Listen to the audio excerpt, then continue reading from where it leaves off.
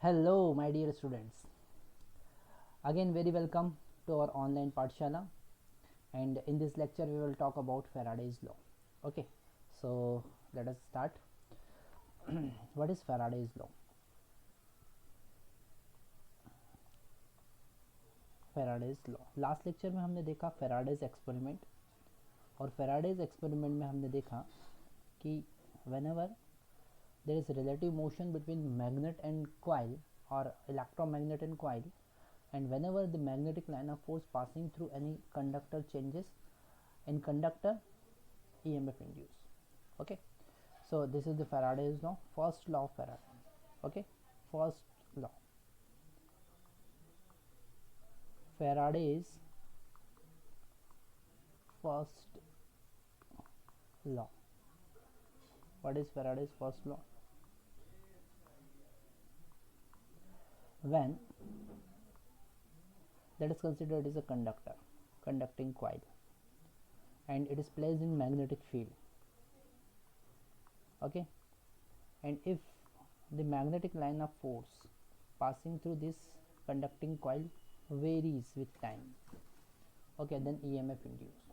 So this is the Faraday law. When magnetic line of force, magnetic line of force passing through, or we can say magnetic flux, magnetic line of force or magnetic flux, or magnetic flux, which is denoted by phi. Magnetic flux passing through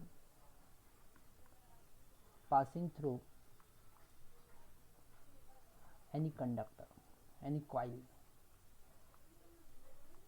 changes with time, changes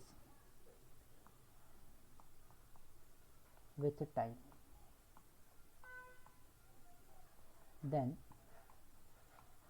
EMF induced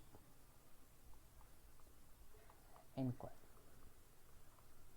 or we can say induced current flow in coil. We can say induced current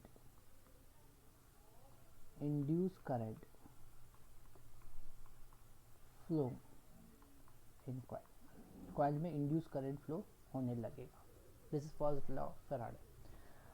Also we can say if magnetic line of force linked with any conductor changes, so there should be change in magnetic line of force. Now second law of Faraday. Okay, so second law. What is second law? Okay, second law is saying that EMF, whatever the EMF induced, is equal to EMF is directly proportional to the rate of change of magnetic flux. तो यहाँ पर अगर proportionality का sign हटाते हैं तो EMF is equal to -1 आता है. Okay, this -1 will cannot explain using Faraday. It is explained by Lenz law. So second law is that EMF induced is directly proportional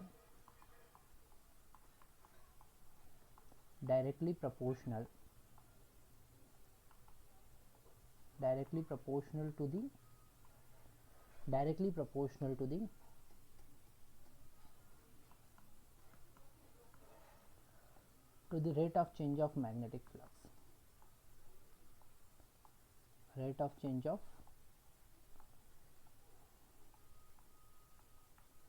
magnetic flux. Okay, EMF is equal to minus d phi by dt. Okay, what is EMF? EMF is equal to minus d phi by dt, and this negative sign is explained by Lenz law. Negative sign explained by Lenz law. Okay, this negative sign explained by Lenz law. Now you know very well flux phi is equal to B A cos theta. तो अगर flux को change करना है तो या तो हम B change कर सकते हैं, या ए चेंज कर सकते हैं, या थीटा चेंज कर सकते हैं। तो flux can change, flux can change by changing first B, मतलब कि टाइम वेरिंग मैग्नेटिक फील्ड अगर है तो, time varying magnetic field present है तो। दूसरा by changing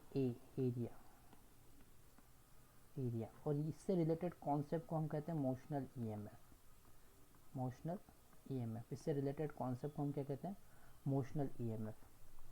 third theta by changing angle, अगर एंगल को चेंज करेंगे तो यहाँ पर एंगल को चेंज करने के लिए कॉइल को रोटेट करेंगे तो यहाँ पर रोटेशन ऑफ कॉइल हो जाएगा। Okay, rotation of coil, coil को अगर रोटेट करेंगे तो भी ईएमएफ चेंज होता है, ईएमएफ प्रोड्यूस होता है।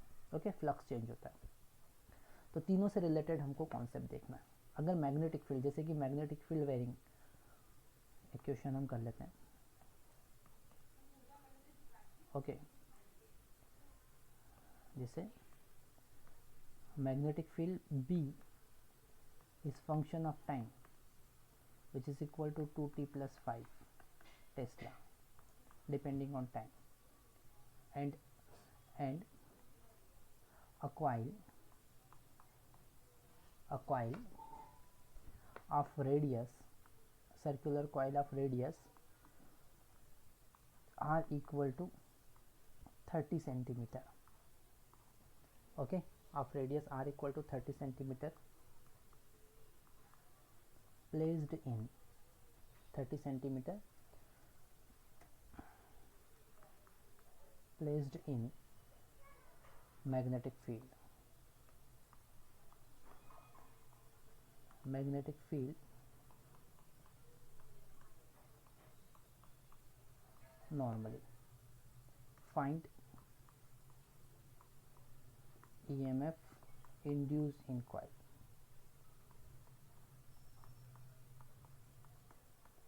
ओके, तो यहाँ पर एक ऐसा सर्कुलर कॉइल है जिसका रेडियस है 30 सेंटीमीटर। ओके, और इससे मैग्नेटिक लाइन ऑफ फोर्स ऐसे परपेंडिकुलर पास हो।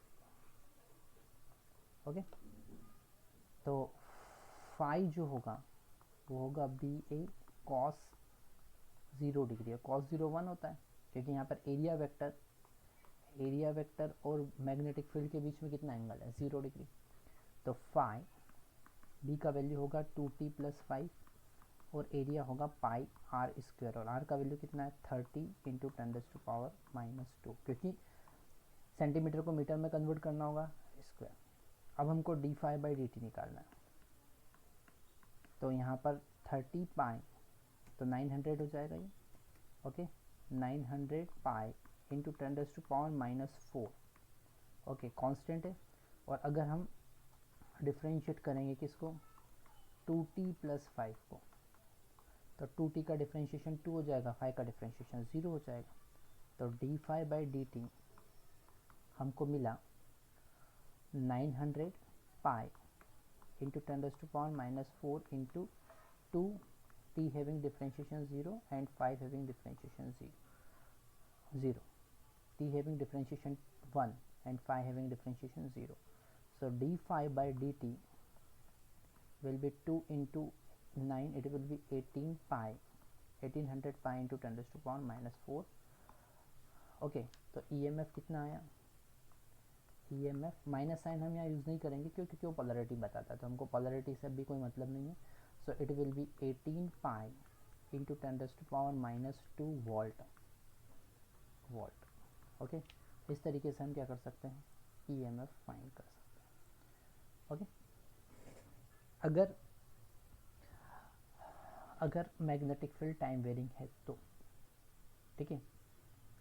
आगे देखते हैं, अगर एंगल वेरी हो रहा है ना, हम नेक्स्ट प्रॉब्लम देख रहे हैं, problem related to variation in angle. Okay, if variation in angle. So question is that a coil of a radius r equal to 20 centimeter placed in magnetic field B equal to 5 Tesla, ठीक है। Normally पहले रखा हुआ है। Normally if coil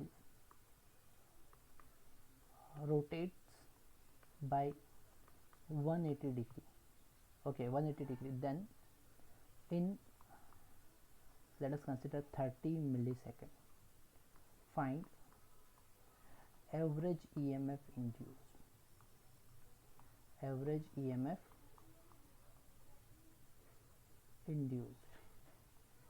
okay, कितना average EMF induce होगा। तो पहले हम देखें, ये कॉइल था, एरिया वेक्टर ऐसा और मैग्नेटिक फील्ड भी B ऐसे पास हो रही है।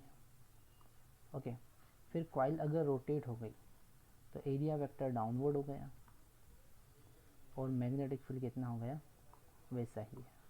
तो अब आप देखेंगे पहले थीटा इक्वल टू 0 डिग्री था, फिर थीटा इक्वल टू कितना हो गया, 180 डिग्री। तो इनिशियल फ्लक्स की अगर हम बात करेंगे तो वो होगा BA cos 0 डिग्री, और फाइनल फ्लक्स की हम बात करेंगे तो वो होगा BA cos 180 डिग्री, और cos 180 -1 होता है तो it is minus B into A, cos 0 1 होता है, it is equal to B into A. तो अगर हम चेंज इन फ्लक्स की बात करेंगे डेल्टा फाई, तो वो होगा minus B into A minus B A, which is equal to -2BA। Okay, अगर हम delta phi by delta t की बात करेंगे, ओके, तो वो हो जाएगा -2BA, और डेल्टा टी का वैल्यू हमको गिवन है 30 मिली सेकेंड, सो 30 इंटू 10⁻³ अब B और A का वैल्यू भी हम पुट कर देंगे। तो EMF, हम केवल मैग्नीट्यूड की बात कर रहे हैं तो नेगेटिव साइन यहाँ पर नहीं लेंगे। 2 इंटू B का वैल्यू कितना है 5, A का वैल्यू पाई, R का वैल्यू है 20 into 10⁻² whole square divided by 30 into 10⁻³ इसे आगे सॉल्व कर सकते हैं। तो EMF हमको मिलेगा, ये हो जाएगा 10 pi, it will be 400 into 10⁻⁻4 divided by 30 into 10⁻³ okay. तो ये एक ज़ीरो तो कैंसिल हो जाएगा, आगे हम लिख सकते हैं, इसे सॉल्व कर सकते हैं हम। सो 400 बाई 3 इंटू पाई इंटू 10⁻⁻1, तो ये भी कैंसिल हो जाएगा। हमको मिला 400। EMF कितना मिला, मैं यहाँ लिख देता हूँ, EMF मिला हमको 40/3 पाई,